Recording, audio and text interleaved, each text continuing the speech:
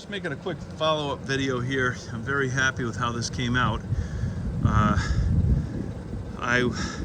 Before engaging with this final process of trying to wire it up with the old wiring, I had already invested in the Ultramount mount kit for my Ford F150 and the Ultramount to Unimount adapter kit in order to mount the Unimount plow to this truck. And I was quite discouraged to be told by a snowplow dealer that it was not possible to hook up this plow to this truck. But I have succeeded in doing so. I now have a working plow. Goes up, goes left, goes right, sets down. And I now, without any toggle on the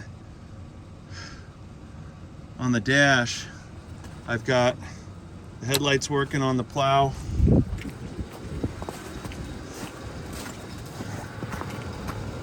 These are old lights, and so they're not especially bright. It is daylight, of course, but yeah, I've got working lights, and everything seems to be working as it should.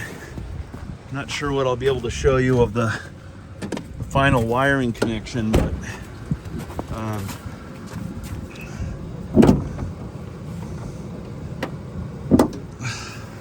I put a listing on plowsite.com, and yeah, here are the connections.